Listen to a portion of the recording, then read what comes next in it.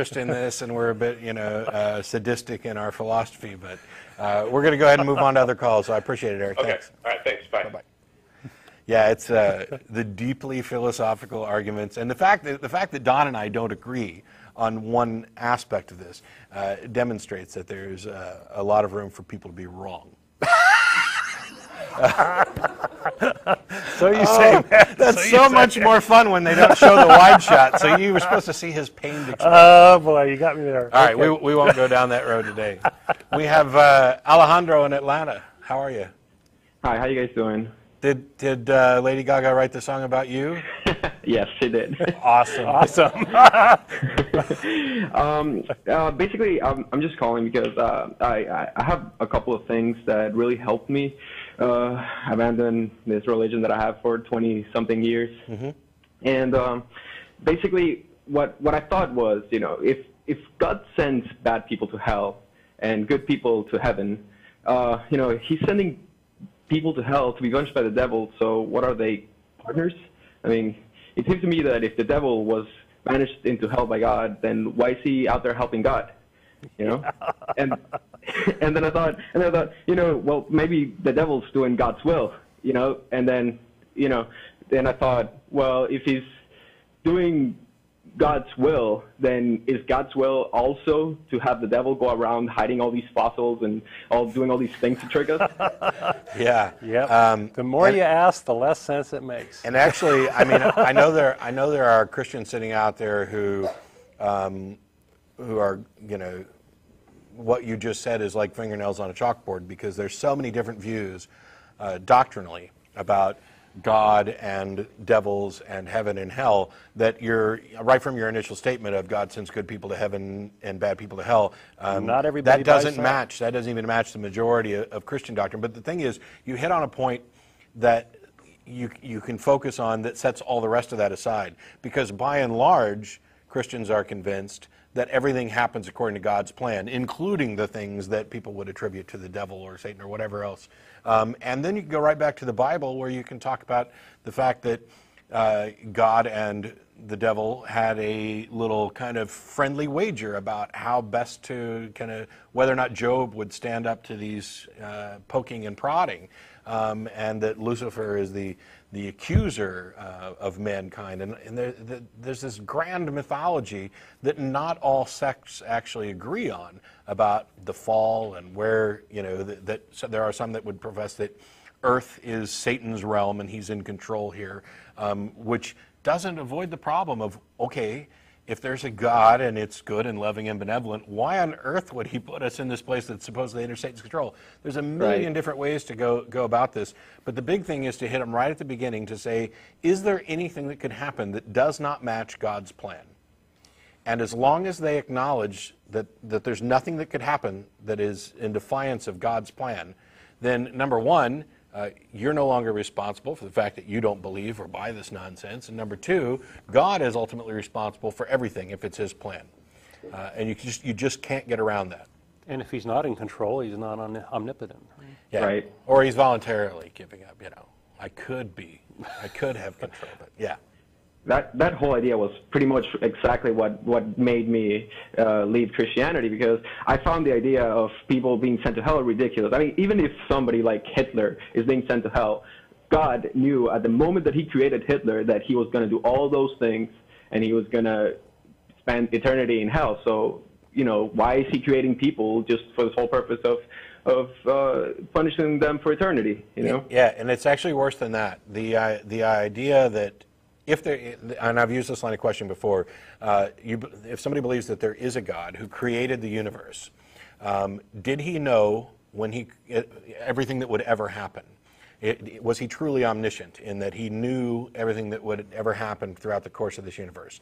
If that's the case, and the next question is, did he have choices about what sort of universe to make? Because if he chose between this universe and an alternate universe, knowing what would happen, then he has dictated the course of all events, which means he knowingly picked the universe where I would stop being a Christian instead of the universe where I remained a Christian. So he has actually, by that decision, violated anything remotely like free will and predestined me to hell. If they think that God had no choice in how to create the universe, but knew that it was going to happen, then why did he create a universe at all? Wouldn't this be the instantiation of immense suffering for the vast majority of people who need not even exist? Why would this God create anything at all? Is he deficient? Did he need to do this? Was he incomplete in his existence? They're all really it's contradictions all the way questions. Down. Yeah. My family has been going crazy after I came out as an atheist. All of my family has just been, calling me nonstop to talk to me about Jesus. And every time I have a conversation with them, I try to explain them logically why I reject all these things. Because after I had all these thoughts, I began to actually look into other reasons, and I started watching your show and all these things. And my family, every time I bring up the Old Testament or anything like that, they just feel cornered, and they always try to change the subject, and they're trying to talk to me about Jesus, and it's so frustrating. Yeah, it's like they want to forget. That's why they don't like us atheists very much. Well, but that's the Old Testament. Jesus came and made everything better. But wait, isn't Jesus God? So was God have some kind of illness where he was this weird evil tyrant in the past, and then he came along and decided to love everybody and doom them to hell forever in the process? It's nuts. Candy coating, yeah. Yeah, that's right. Like my mom says, she's like, yeah, Jesus came, died for our sins, and opened the gates of heaven. And I was like, yeah, he opened the gates of hell too. Yeah. Put an open for business sign on both of them. You can't have one without the other. Yeah. All right. Thank you, guys. Thanks a lot for calling. Thank you. Yep. Good luck. That's a weird sound at the end of that call. It's like paper rustling or a toilet flushing or. It sounded to me like he was guzzling a martini or something. Well, good for you. It's Sunday afternoon. What else are you going to do? We got Kevin in Carlsbad. How are you? Hi, Don and Matt. How are you guys doing? Good. How are you? I am just fine. I've been catching your videos on YouTube. That's how I found out about you. And today's the first time I tried getting on the internet and streaming down to watch you. And I thought I'd call in. So is it working? Yeah, it is. It's about. A matter of fact, I'm in the other room away from my computer because there's about a 20-second lag. What you see. Oh, it's very distracting, isn't it? Yeah, so good for you for stepping away. Watching, so yeah, I'm in here talking. So. Thank you very much for going to the other room. And do you know why it's working? It's working because we have people like Joe Rhodes who busted his ass for years to make this show better. And so I'm going to keep thinking handful Joe of folks back there. So and the other folks in the studio, Stephen Frank and Shelley, etc. I was just going to say it's God's will that it's working. So. It's working because it says in the New Testament that wherever any two Christians get together and ask for something in God's name, it'll be granted. So clearly, no two Christians have gotten together to pray that this show goes away. Yeah. Although we do have our share of technical difficulties. Well, the devil, he's in there too. Right. Well, listen, the reason why I'm calling, I kind of wanted to just get your take on this or your opinion on this. And first of all, are you? I'm sure you probably are. You've heard of Pat Condell and familiar with him? Yes. Oh, okay. Because I recently discovered his videos on YouTube, and boy, when I first started watching, I couldn't get enough. I can't just watch one after another. I thought, my God, this guy is saying everything. He's got great rants, doesn't he? Yep. Yeah, he does, and rant is what he does. But boy, he is good. But anyway, what the reason why I called is I'm a member of a very, very small minority, I believe, and that is the conservative atheists. And the problem that I see is that being the conservative, I feel that the religious people are damaging conservatism, and in so doing, I feel that they're really doing this country a disservice. I don't understand. There is no, in my mind, there's no link between conservative beliefs of constitutional, strict adherence to the Constitution and financial responsibility and so on and so forth, these things that conservatives hold dear. There's no tie-in between that and religion. And yet the unfortunate thing is that in a lot of cases, conservatism is being treated, it's like throwing the baby out with the bath because of this link to religion. And now, would you say that you're socially conservative or fiscally conservative or both? Or Fiscally conservative and socially pretty libertarian. I favor. I think the drug problem could be solved by the legalization of drugs, and there's got to be some control to it, and perhaps people that are addicted, they would get prescriptions from doctors. But I'm against a lot of the gay bashing and stuff that goes on. Although I feel with gays and lesbians, I'm not real 100% in agreement with them, simply because a lot of them have a liberal agenda too that mixes in with their rights that they're trying to fight for. So, well, I think these divisions are evolving in our country, and with the Reagan era, there was this strong association with the Republican Party and Christianity, and I think it was a negative both for our country and for the Republican Party. I think you're seeing another restructuring going on with this Tea Party thing. I think that it's the beginnings of another shakeout, and it may be that this is a time where real conservatives can take back the party, or create a new party, or do something in order to gather together and bring some sanity back. I think we really need that as a country. I think having a good debate about particular issues is a healthy thing, a good thing.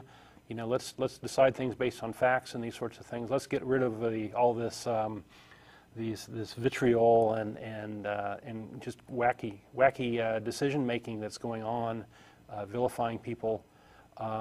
So you have a chance, I think, to be part of that. And there are people in our group, I think, that are similar to you as far as their viewpoints, and are very frustrated with the Republican Party as it is now.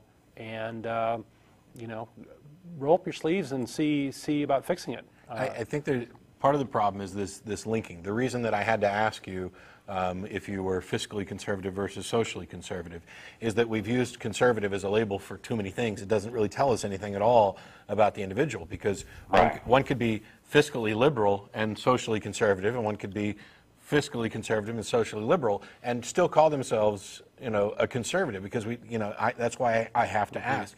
And so I think you're certainly not alone. There are within our group and other groups people associated with all different parties: Democrat, Republican, Green, Libertarian, Socialist, whatever. And so there are many in those different categories that would identify as fiscally conservative. The problem is that because the world operates on money, there's been this linking of fiscal conservatism with the social conservatism, and it's become the louder voice. Right. And I don't know what to tell you other than what Don said about continue to work, and maybe as these things change, we'll find better labels and categories to put ourselves in. But what's happened, I think, in part, is that some people who would have normally identified as perhaps Republican have shifted to Libertarian, and some people who would have identified as Democrat have shifted to Libertarian, and then they've farmed out to other parties. And I've completely flip-flopped, whereas once upon a time I would have been both fiscally and socially conservative. I'm now fiscally moderate and socially liberal, like ultra-liberal. Although I'm not in favor of legalizing cannibalism or anything, but which is why I can't be a libertarian. No, I think you're right. Libertarian seems to be that seems to be a growing movement, and I think maybe people like myself are starting to move in that direction. And well, I think there are a lot of very frustrated people. I mean, this is a religion show, so I don't know how much we should talk about politics, but I think there are a lot of people frustrated in the United States, and hopefully there'll be a shakeout for the better soon. And I'm no historian, so I may actually get this wrong, but my suspicion, based on what I've heard, is that basically the change in, for example, the Republican Party, it was in danger, and what was used was the Red Scare in the 50s that we